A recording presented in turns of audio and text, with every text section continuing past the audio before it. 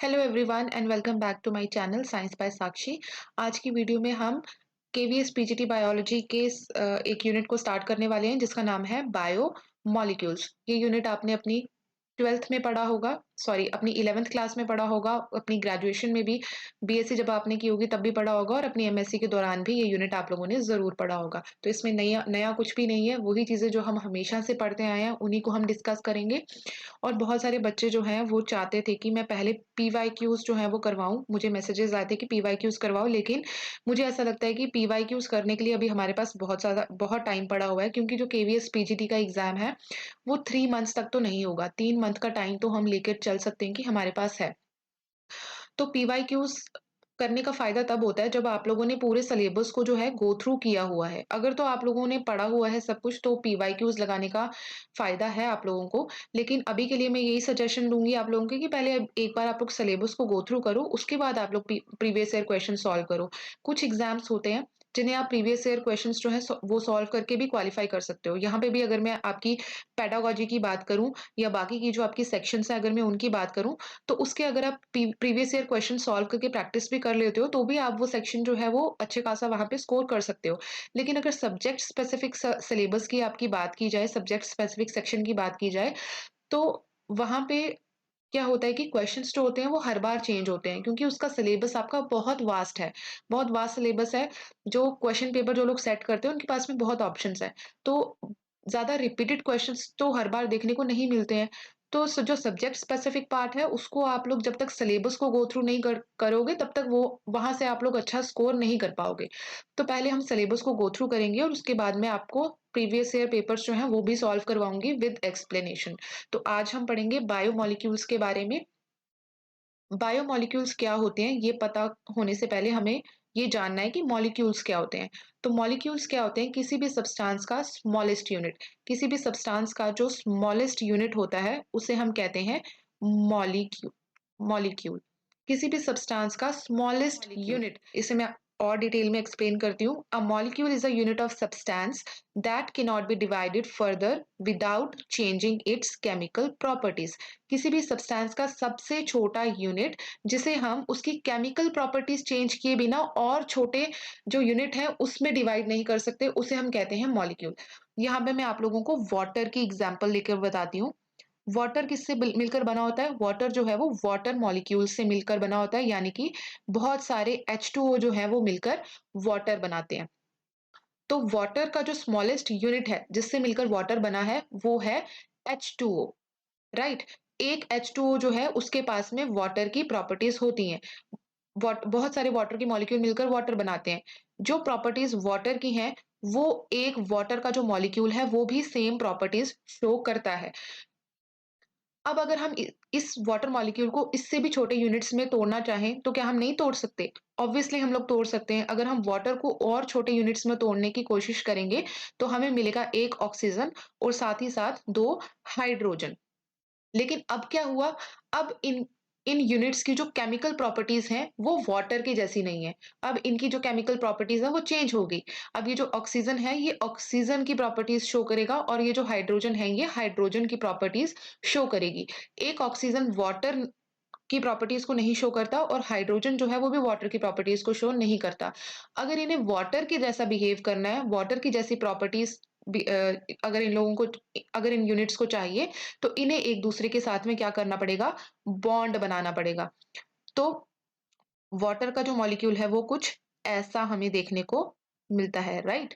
तो बहुत सारे जो वाटर मॉलिक्यूल्स हैं वो मिलकर बनाते हैं वाटर। इसी तरीके से यहाँ पे इस तरीके से जो डिफरेंट डिफरेंट वाटर मॉलिक्यूल्स हैं वो मिलकर बनाते हैं वाटर। सिमिलरली अगर मैं आपको एक और एग्जांपल देती हूँ ओजोन की। ओजोन किससे मिलकर बनी होती है? 3 ऑक्सीजन के एटम से। 3 ऑक्सीजन जो है वो मिलकर बनाते हैं ओजोन, राइट। यही होता है ओजोन, O3, है ना।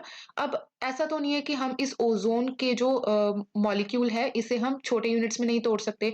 अगर हम चाहें तो इस ये जो O3 है इसे हम और छोटे यूनिट्स में भी तोड़ सकते हैं। अगर मैं इसे यहाँ से तोड़ दूं तो क्या मिलेगा हमें? O2 plus O। लेकिन अब क्या ये O2 ओज़ोन की जैसी प्रॉपर्टीज़ शो करेगा? नहीं शो करेगा। क्या ये सिंगल ऑक्सीजन का एटम ओज़ोन की जैसी प्रॉपर्टीज़ शो करेगा? नहीं शो करेगा। ये ऑक्सीजन की प्रॉपर्टीज़ शो करेगा। तो O3 जो है ओज़ोन का स्मॉलेस्ट यूनिट है और इसी को हम कहेंगे मॉलिक्यूल, राइट? आई होप आप लोगों को समझ आया होगा कि मॉलिक्यूल क्या होता है। अब अगर हम बात करें बायोमॉलिक्यूल्स की, तो बायोमॉलिक्यूल्स क्या होते हैं? सबसे पहले तो हम वर्ड से ही समझने की अगर कोशिश करें, तो बायो का मतलब होता है लाइफ, राइट? बायो का मतलब होता है लाइफ और मॉलिक्यूल्स क्या होते हैं वो हमने अभी देख लिया। तो ऐसे मॉलिक्यूल्स जो लिविंग ऑर्गेनिजम्स में प्रेजेंट होते हैं, molecules that are found in living systems are called biomolecules. ऐसे मॉलिक्यूल्स जो लिविंग ऑर्गेनिजम्स में, ह्यूमन बींग्स में, एनिमल्स में, प्लांट्स में और माइक्रो ऑर्गेनिजम्स के अंदर जो मॉलिक्यूल्स प्रेजेंट होते हैं उन्हें हम कहते हैं बायो मॉलिक्यूल्स। इसे हम आगे और डिटेल में डिस्कस करेंगे। अब बायो मॉलिक्यूल्स के बाद एक टर्म आती है बायो एलिमेंट्स। बायो एलिमेंट्स क्या होते हैं? ऐसे एलिमेंट्स एलिमेंट्स हम सबको पता है क्या होते हैं? ऑक्सीजन, कार्बन, हाइड्रोजन, ये सभी क्या है? एलिमेंट्स होते हैं। पीरियोडिक टेबल आप लोगों ने अपनी केमिस्ट्री में पढ़ा होगा। एलिमेंट्स, बायो एलिमेंट्स क्या होते हैं? Elements that are found in living beings and are important for life processes are called bio elements. ऐसे एलिमेंट्स जो कि लिविंग बींग्स में प्रेजेंट होते हैं, जो लिविंग ऑर्गेनिजम्स में प्रेजेंट होते हैं और उनके लाइफ प्रोसेसेस के लिए इंपॉर्टेंट होते हैं। लाइफ प्रोसेसेस को कैरी करने के लिए जो एलिमेंट्स इंपॉर्टेंट होते हैं उन्हें हम कहते हैं बायो एलिमेंट्स है। अब तो ये डिफरेंट बायो एलिमेंट्स हैं। इन्हें देखने से पहले हम क्लासिफिकेशन देख लेंगे बायो एलिमेंट्स की। तो बायो एलिमेंट्स जो है उन्हें हम 3 क्लासेस में डिवाइड करते हैं। एक तो आ गए मेजर एलिमेंट्स, दूसरे आ गए माइनर एलिमेंट्स और तीसरे आ गए ट्रेस एलिमेंट्स। अगर मैं मेजर एलिमेंट्स की बात करूं तो ये सेल कंटेंट का जो टोटल वेट होता है उसका 95% मेजर एलिमेंट्स बनाते हैं। मेजर एलिमेंट्स में सिर्फ नॉन मेटल्स आते हैं और इनमें आते हैं ऑक्सीजन, कार्बन, नाइट्रोजन और हाइड्रोजन। अगर हम लिविंग ऑर्गेनिजम्स की बात करें तो लिविंग ऑर्गेनिजम्स में ऑक्सीजन, कार्बन, नाइट्रोजन और हाइड्रोजन, ये 3 एलिमेंट्स जो हैं ये सबसे ज्यादा अमाउंट में प्रेजेंट रहते हैं और यही होते हैं हमारे major elements. They form more stable covalent bonds than any other elements of same valences। अब हमारी बॉडी में यही 4 मेजर एलिमेंट्स क्यों प्रेजेंट होते हैं? ऐसा इसलिए होता है, ये जो 4 एलिमेंट्स हैं ये अपनी ही जैसी सेम वैलेंसी के जो अदर एलिमेंट बाकी के एलिमेंट्स हैं उनसे ज्यादा स्टेबल कोवलेंट बॉन्ड्स बनाते हैं। स्टेबल कोवलेंट बॉन्ड्स जो हैं ये 4 एलिमेंट्स बनाते हैं जिसकी वजह से ये हमारी बॉडी में सबसे ज़्यादा अमाउंट में प्रेज़ेंट रहते हैं। दूसरी तरफ अगर मैं माइनर एलिमेंट्स की बात करूँ, तो माइनर एलिमेंट्स जो होते हैं वो सेल कंटेंट के 5% वेट को कॉन्स्टिट्यूट करते हैं। इनमें 3% आते हैं मेटल्स और 2% आते हैं नॉन मेटल्स। मेटल्स में आते हैं calcium, potassium, sodium, magnesium and iron और नॉन मेटल्स में आ गए phosphorus, chlorine, sulphur and iodine. तीसरी तरफ अगर मैं ट्रेस एलिमेंट्स की बात करूं तो ट्रेस एलिमेंट्स जो होते हैं ये सबसे कम अमाउंट में प्रेजेंट रहते हैं। मेजर एलिमेंट्स जो हैं जो सबसे ज्यादा अमाउंट में प्रेजेंट रहते हैं, माइनर एलिमेंट्स जो कि बहुत कम अमाउंट में प्रेजेंट रहते हैं और ट्रेस एलिमेंट्स जो बिल्कुल ही कम अमाउंट में प्रेजेंट होते हैं और सिर्फ किसी किसी सेल में ही हमें देखने को मिलते हैं, उन्हें हम कहते हैं ट्रेस एलिमेंट्स। तो ट्रेस एलिमेंट्स जो हैं वो लेस देन 1% जो है कंस्टिट्यूट करते हैं सेल वेट का। ये 0.7% या उससे भी कम जो है अमाउंट में प्रेजेंट रहते हैं। ये सिर्फ पर्टिकुलर सेल्स में देखने को मिलते हैं। जैसे कुछ एलिमेंट्स जो हैं वो सिर्फ हमें न्यूरॉन्स में देखने को मिलेंगे, कुछ जो है वो हमें सिर्फ लिवर सेल्स में देखने को मिलेंगे। तो ये पर्टिकुलर सेल्स में हमें देखने को मिलते हैं। इनमें क्या क्या आते हैं? इनमें आता है copper, cobalt, zinc, manganese, vanadium, molybdenum, chromium, tin, aluminium और नॉन मेटल्स में आएंगे सिलिकॉन, बोरॉन एंड फ्लोरीन। तो मेजर एलिमेंट्स में सिर्फ नॉन मेटल्स आते हैं, माइनर एलिमेंट्स में मेटल्स और नॉन मेटल्स दोनों आते हैं और ट्रेस एलिमेंट्स में भी मेटल्स और नॉन मेटल्स दोनों आते हैं। अब अगर मैं आपको टेबल के थ्रू दिखाऊं तो इस टेबल में आप लोग देख सकते हो कि डिफरेंट डिफरेंट जो एलिमेंट्स हैं वो दिए हुए हैं। यहाँ पे ऑक्सीजन, कार्बन, हाइड्रोजन और नाइट्रोजन जो है ये आपके मेजर एलिमेंट्स हैं और उनका सेल के अंदर हमारी बॉडी में उनका परसेंटेज क्या होता है वो भी यहाँ पर दिया हुआ है। उसके बाद जो लेसर अमाउंट में प्रेजेंट है यानी कि जो हमारे माइनर एलिमेंट्स हैं वो भी यहाँ पर आप लोगों को दिए हुए हैं और उनका भी परसेंटेज यहाँ पे दिया हुआ है और उसके बाद ट्रेस एलिमेंट्स जो है वो भी दिए हुए हैं।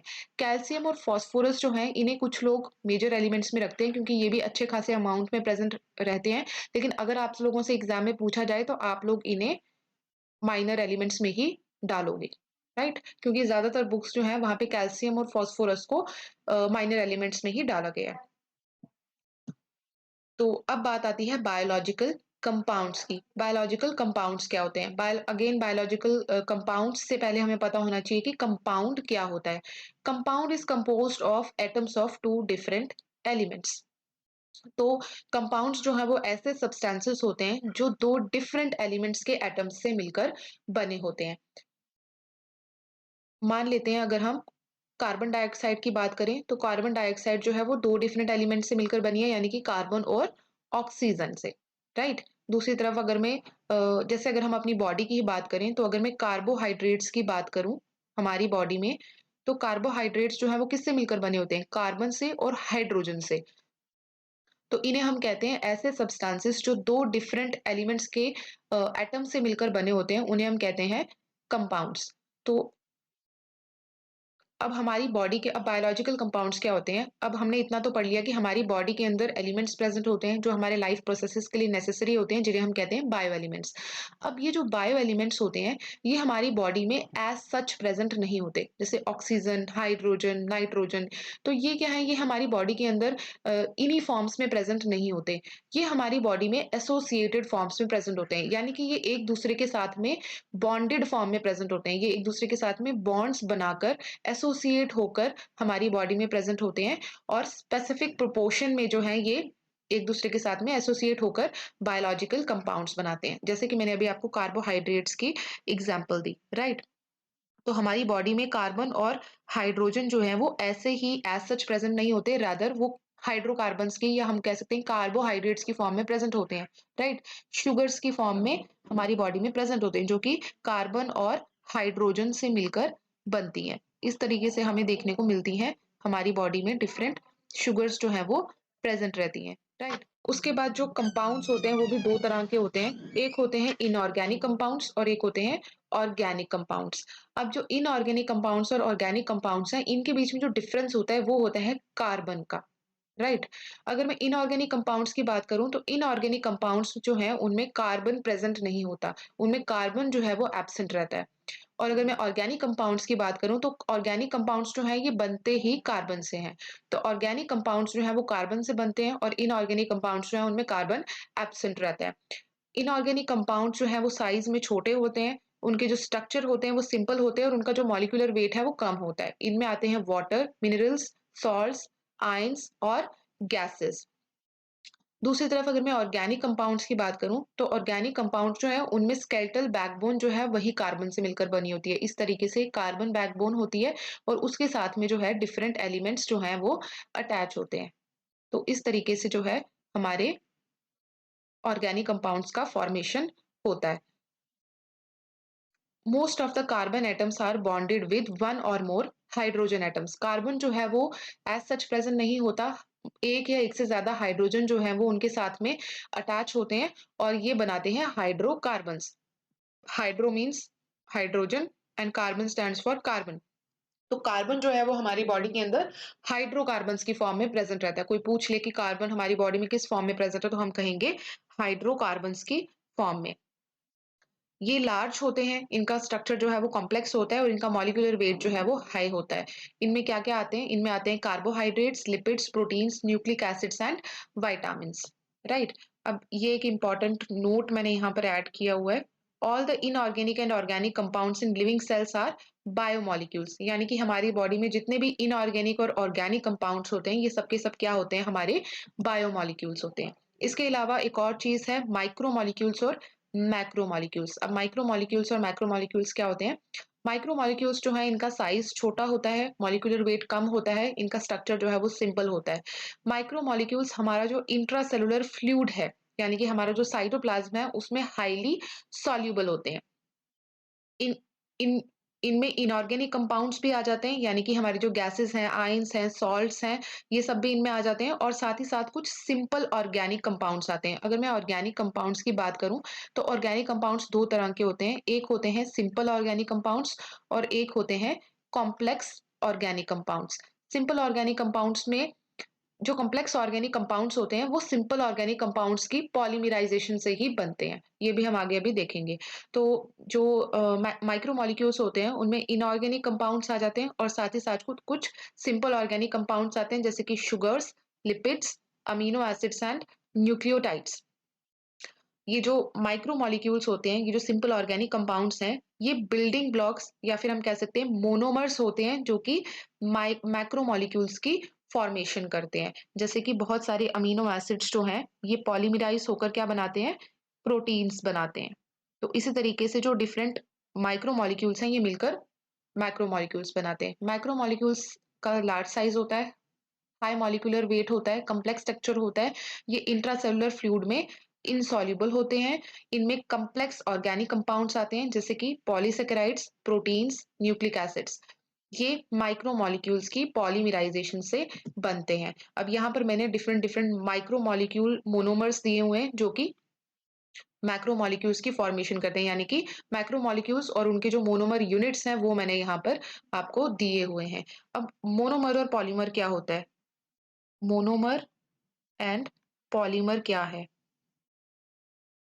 मोनो का मतलब होता है वन, मोनो का मतलब है वन और मर का मतलब है यूनिट। सिमिलरली पॉली का मतलब है मैनी और मर का मतलब है यूनिट्स, राइट? मोनोमर का मतलब होता है सिंगल यूनिट और पॉलीमर का मतलब होता है मैनी यूनिट्स, यानी कि मोनोमर्स बहुत सारी सिंगल यूनिट्स जो हैं वो जुड़ती जाती हैं और जुड़कर क्या बनाती हैं? पॉलीमर बनाती हैं, यानी कि जिसमें बहुत सारे मोनोमर्स होते हैं। तो यहाँ पे मैंने माइक्रो मॉलिक्यूल्स और उनके मैक्रो मॉलिक्यूल्स जो हैं वो मेंशन किए हुए हैं, जैसे कि बहुत सारी जो सिंपल शुगर्स होती हैं, जिन्हें हम मोनोसैकेराइड्स बोलते हैं, ये सब मिलकर क्या बनाती हैं? पॉलीसैकेराइड्स बनाती हैं। बहुत सारे अमीनो एसिड्स जो हैं वो जुड़कर क्या बनाते हैं? प्रोटीन्स बनाते हैं। बहुत सारे न्यूक्लियोटाइड्स जो हैं वो पॉलीमराइज होकर क्या बनाते हैं? न्यूक्लिक एसिड्स बनाते हैं।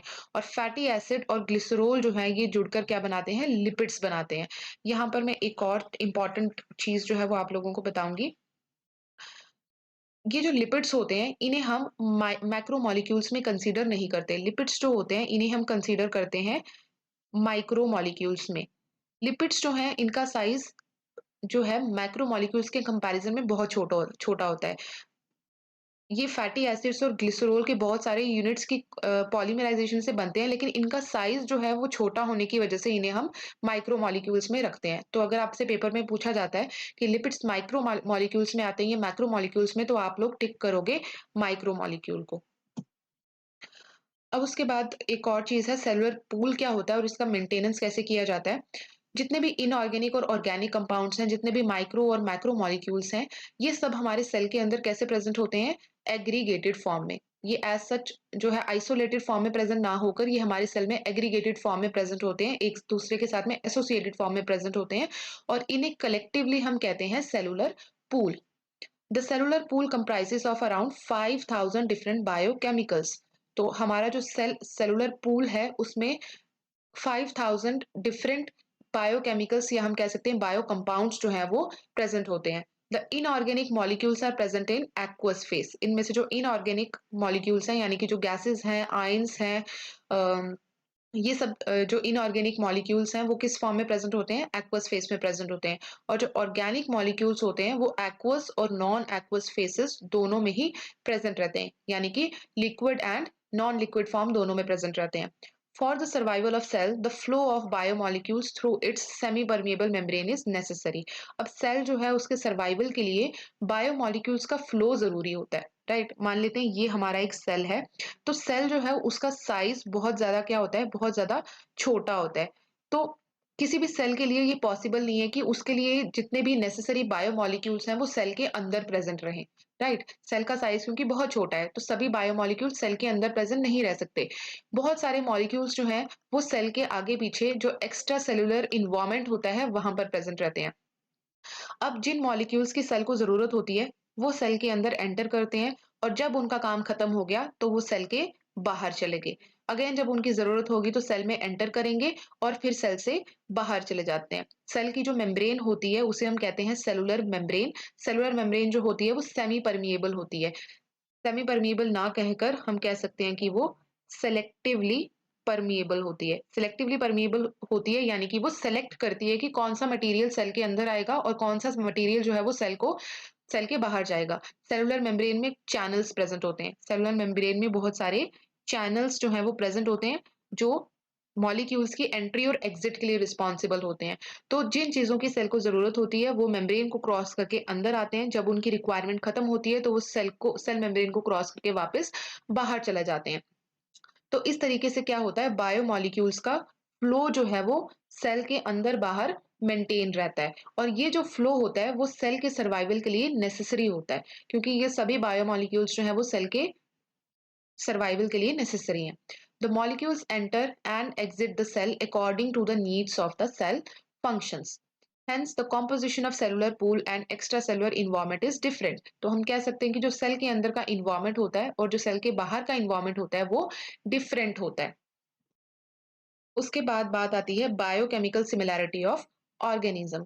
अब अर्थ के ऊपर जितने भी ऑर्गेनिज्म होते हैं, जितने भी एनिमल्स हैं, जितने भी प्लांट्स हैं और जितने भी माइक्रो ऑर्गेनिजम्स हैं, जितने भी ह्यूमन बीइंग्स हैं, इन सब का जो बायोकेमिकल कॉम्पोजिशन है, इन सभी का जो बायोकेमिकल कॉम्पोजिशन होता है, वो क्या होता है? वो सेम होता है। यानी कि इनका जो केमिकल स्ट्रक्चर है, जिन कंपाउंड से मिलकर ये बने हैं, वो सेम होते हैं। क्योंकि अगर आप एनिमल्स को देखो, प्लांट्स को देखो, माइक्रो ऑर्गेनिजम्स को देखो, चाहे आप ह्यूमन बीइंग्स को देखो, सबके अंदर सेम कार्बोहाइड्रेट्स प्रेज़ेंट होते हैं। सबके अंदर सेम जो है प्रोटीन्स प्रेज़ेंट होती हैं। सबके अंदर सेम लिपिड्स प्रेज़ेंट रहेंगे, राइट? सबके अंदर जो बायोमॉलिक्यूल्स हैं, वो क्या होते हैं? सिमिलर होते हैं। तो हम कह सकते हैं कि जितने भी ऑर्गेनिज़म्स हैं, उनका जो बायोकेमिकल जो कंपोज़िशन है, वो बिल्कुल सेम है। All the life forms on earth have a common origin. ऐसा क्यों होता है? क्योंकि जितने भी लाइफ फॉर्म्स हैं अर्थ के ऊपर, इन सब का ओरिजिन जो है वो कहाँ से हुआ है? एक कॉमन एंसेस्टर से हुआ है। एक कॉमन ऑर्गेनिज़्म से ये सभी ऑर्गेनिज़्म जो हैं वो इवॉल्व होकर बने हैं। इसी वजह से इनका जो बायोकेमिकल कंपोज़िशन होता है, वो सिमिलर होता है। Therefore all life forms are formed of same organic compounds. ये सभी मॉलिक्यूल्स सेम ऑर्गेनिक कंपाउंड से मिलकर बने होते हैं, जो कि इनमें फंडामेंटल सिमिलैरिटी के लिए रिस्पॉन्सिबल है। तो ये बायोमॉलिक्यूल्स जो यूनिट है उसका एक बोल सकती हूँ कि एक बेसिक पार्ट है।